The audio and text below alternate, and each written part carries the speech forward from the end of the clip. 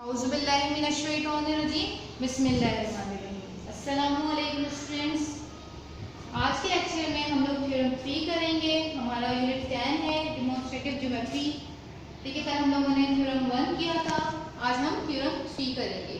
ठीक है, if read with me, if two lines intersect each other then the opposite vertical angles are congruent. अब देखिए, इसमें जो स्टेटमेंट है उसमें हमारे आपको ये बात बताई जाती है, कॉमा भी हो सकता है और देन की वर्डिंग भी हो सकती है। तो उससे पहले वाली जो स्टेटमेंट होगी वो हमारे पास क्या आएगी, गिवन की फॉर्म में आएगी। अब वो क्या कह रहा है, if two lines intersect each other. Intersect का मतलब है वो काट रही है, कट कर रही है किसी एक पॉइंट पे। दो लाइंस है, आप फिगर में देख सकते हैं। मैंने एक लाइन ए बी ली है, दूसरी लाइन सी डी ली है। दोनों एक दूसरे को क्या कर रही है, कट कर रही है। इंटरसेक्ट ईच अदर का मतलब क्या है, एक दूसरे को कट करना। Then the opposite vertical angles are congruent। अब वो क्या है, प्रूफ करो कि जो इसके अपोजिट वर्टिकल एंगल है। अच्छा, अपोजिट मींस क्या होता है, आमने सामने। अब अपोजिट वर्टिकल एंगल मैं आपको इसमें बताती हूँ किस तरीके से। मैं इधर नेम दे देती हूँ 1 2 3 4। ठीक है, ये एंगल 1 है, ये एंगल 2 है, ये एंगल 3 है, ये एंगल 4 है।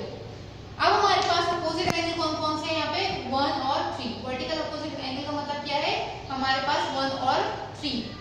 ये दोनों एंगल्स क्या होंगे, एक दूसरे के कॉन्ग्रुएंट होंगे। कॉन्ग्रुएंट मींस इधर जब कोई कॉन्ग्रुएंट और इज इक्वल्स टू में क्या फर्क है, पहले तो आप ये समझ लें। This is the symbol of congruent and this is the symbol of equal. जब हम एग्जैक्ट वैल्यू मेजरमेंट में बताते हैं, मेजरमेंट का वर्ड यूज करते हैं, तो हम इक्वल की साइन यूज करते हैं। लेकिन जब हम मेजरमेंट का वर्ड यूज नहीं करते तो हम कॉन्ग्रुएंट की वर्डिंग यूज करते हैं। कॉन्ग्रुएंट में हमारे पास अप्रोक्सीमेट वाली चीज होती है और इक्वल में हमारे पास एग्जैक्ट होता है। तो जब भी हम मेजरमेंट का वर्ड यूज करेंगे मेजरमेंट का, तो हम इक्वल के साथ इसकी वर्डिंग लगाएंगे। और जब हम मेजरमेंट का वर्ड हटा देंगे तो हम कॉन्ग्रुएंट अप्लाई करते हैं। डन। तो हमारे पास ये वर्टिकल 1 और 3 अपोजिट एंगल्स क्या है, एक दूसरे के कॉन्ग्रुएंट है, क्योंकि यहाँ पे कोई एंगल मेंशन भी नहीं है आपके पास। और 2 और 4 एक दूसरे के क्या होंगे, कॉन्ग्रुएंट होंगे। ठीक है, ये बात समझ में आई आपको। अब हमने इसको प्रूफ करना है किस तरीके से, सही। तो गिवन में मैंने क्या ले लिया, 2 lines A B and C D. अब आप देख सकते हैं मैंने यहाँ पे लाइन का सिंबल यूज नहीं करा। क्यों, क्योंकि मैंने लाइन की वर्डिंग को पहले लिखी। जब आप लाइन नहीं लिखेंगे तो लाइन का सिंबल यूज करेंगे यहाँ पर, और अगर आपने लाइंस लिख दिया तो हम यहाँ पर सिंबल नहीं यूज करेंगे। डन। तो दो लाइंस हैं, 2 लाइंस के A B and C D, intersect each other at point O. इंटरसेक्ट कर रही है किस पॉइंट पे, ओ पॉइंट पे। ठीक है, इसका नाम ओ दे देना है। अब हमने प्रूफ करना है कि हमारे पास जो है वर्टिकल अपोजिट एंगल, देखो कौन कौन सा बन रहा है। 1 पे देखिए क्या बन रहा है, बी ओ सी, ये वाली शेप आपको नजर आ रही है। ठीक है, एक एंगल की शेप है, lesson like look like lesson. तो देखिए ब्लू से जा रहा है यहाँ पे, फिर ये ओ और ये बी वाली, तो बी ओ सी। ठीक है, ये हमारे पास एंगल 1 है। इसको प्रूफ करना है किसके कॉन्ग्रुएंट होगा, 3 के। तो 3 में हमारे पास किस पे बन रहा है, ए, सेंटर में ओ ही है और डी। तो ये बी ओ सी कॉन्ग्रुएंट किसके होगा, ए और डी के। तो एक चीज मुझे ये प्रूफ करनी है। दूसरा मुझे करना है कि 2 और 4 वर्टिकल एंगल कॉन्ग्रुएंट है। तो अब देखिए 2 किसमें बन रहा है, ए ओ सी, किसके कॉन्ग्रुएंट होगा, 4 के। 4 पे क्या आ जाएगा, देखिए 4 किसके दरमियान में बन रहा है, इन दो लाइन के दरमियान में बन रहा है। ये देखिए, ये आपको शेप में स्केल से मूव करके दिखा रही। ये बी की लाइन जा रही है, फिर ओ पॉइंट आ गया, फिर डी आ गया। डन। तो बी और डी के कॉन्ग्रुएंट होगा कौन सा, ए, फिर ये देखिए ओ, और ये फिर सी वाली लाइन, ये वाली चीज। ठीक है, 2 और 4 एक दूसरे के कॉन्ग्रुएंट है और 1 और 3 एक दूसरे के कॉन्ग्रुएंट है। ये हमने प्रूफ करना है। ठीक है, ये बात समझ में आ गई, A O C congruent to B O D. Clear है यहाँ तक। हम अब प्रूफ की बात आते हैं। प्रूफ किस तरीके से हम लोग करेंगे।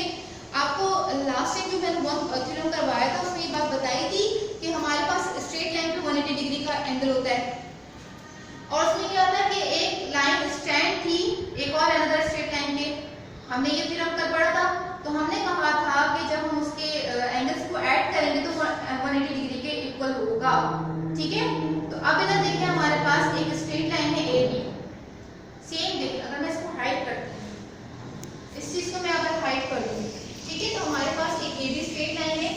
उस पे हमारे पास ये जो सी लाइन है, ओ सी वाला पॉइंट है, ये वाली लाइन, उसी शेप का एंगल थ्योरम आ गया, थ्योरम 1 में हमने पढ़ा था। अब इधर हमारे पास दो एंगल कौन से बन गए, 1 और 2, ये एक दूसरे के एडजेसेंट एंगल है। जब भी हम स्ट्रेट लाइन पे एडजेसेंट एंगल को ऐड करेंगे तो वो किसके इक्वल होगा, 180 डिग्री के। सही, तो 1 और 2 को ऐड करेंगे तो हमें कौन सा एंगल मिल जाएगा, 180 डिग्री का। तो अब ये थ्योरम हम पढ़ चुके हैं।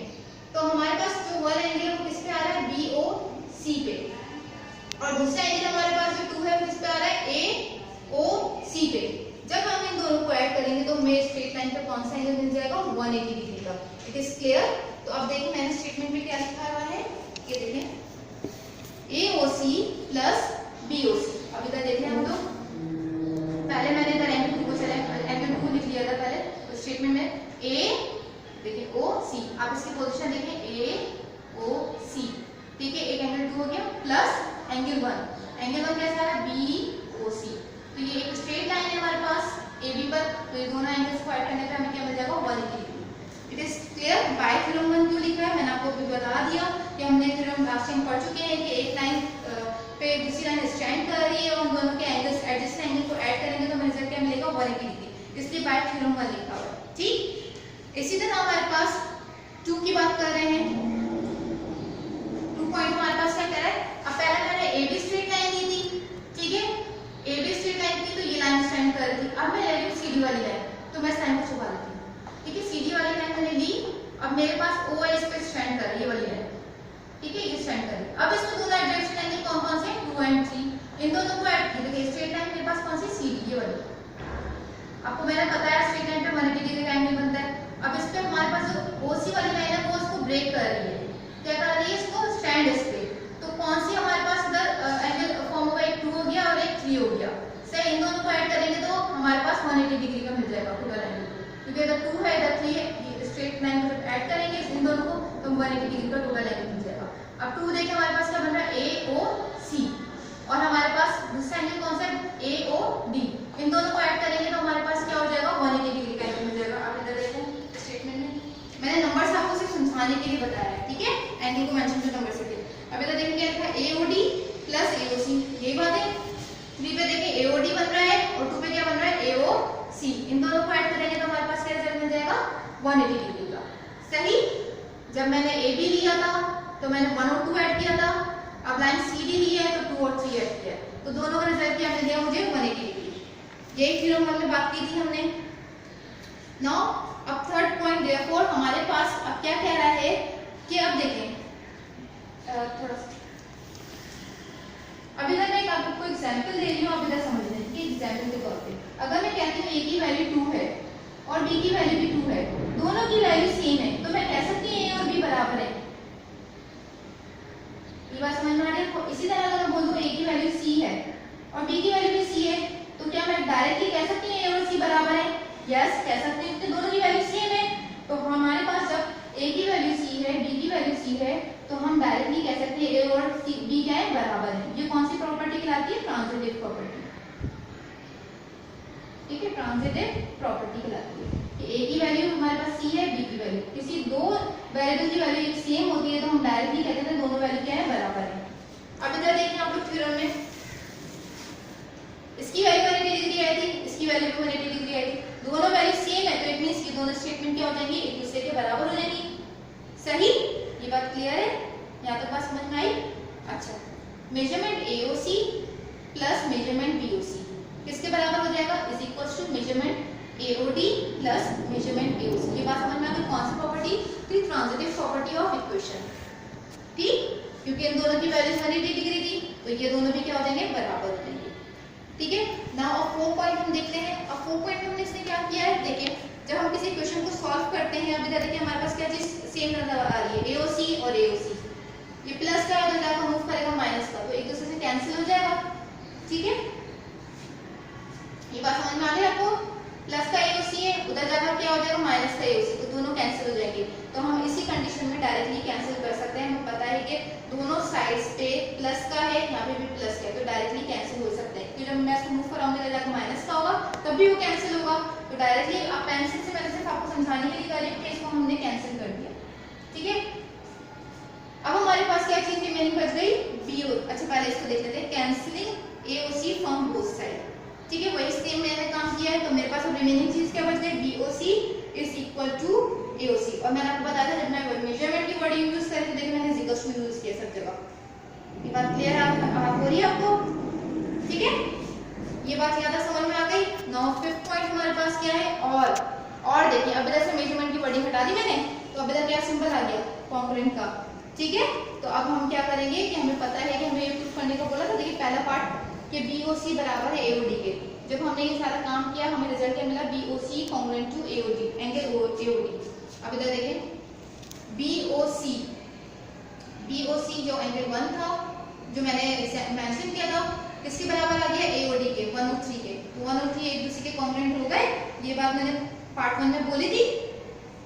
इफ अब इसकी क्या रीजन बताया है, if two angles are equal, जाहिर सी बात है in measure they are congruent. जब दो एंगल्स बराबर होंगे तो जाहिर सी बात है वो क्या होंगे, कॉन्ग्रुएंट होंगे, सिंपल बात। अब इसका दूसरा पार्ट जो उसने बोला है, similarly we can prove that AOC congruent to BOD by the above process. ठीक है, हम इसको भी प्रूव कर सकते हैं। अबव प्रोसेस में हम क्या करेंगे, अब इस वाले साइड पे काम करेंगे। पहले मैंने AB लिया था तो मैंने 1 और 2 को ऐड किया था और 2 और 3 को ऐड किया था। सही, अब आपको उल्टा प्रोसेस करना पड़ेगा, 2 और 1 को ऐड करना पड़ेगा, 1 और 4 को, तो फिर आपके पास दूसरी चीज प्रूव हो जाएगी। आप सिंपली वही करें जो आपके पास बुक में मौजूद है, तो आप लोग ये थ्योरम याद कर लीजिएगा।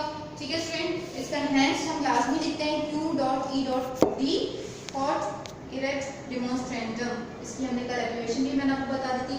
अच्छा, फिर आपने लर्न करना है थ्योरम थी, आसान है, इसको समझ कर करिएगा। ठीक है, और इसको सिर्फ आपने याद करना है और इसको आपने ज्योमेट्री में राइट डाउन करना है अपनी कॉपी में याद करके। इसी तरह थ्योरम 1 भी याद करके राइट डाउन करना है और थ्योरम 3 भी। सही बेटा, ये 2 थ्योरम्स हैं। आई होप आपको आज का लेक्चर समझ में आया होगा। ठीक है, अच्छा अपनी डायरी आप लोग देख लें, क्या है, लर्न थ्योरम 3। आपने थ्योरम 3 याद करने ऑफ यूनिट 10। ठीक है, यूनिट 10 का है हमारे पास ये थ्योरम 3, तो आपने इसको याद करके अपनी कॉपी में, ज्योमेट्री की कॉपी में लिख लें। थ्योरम 1 भी आप ज्योमेट्री की कॉपी में याद करके लिख लीजिएगा। सही है, आई होप आपको आज का लेक्चर समझ में आ गया होगा। हमारे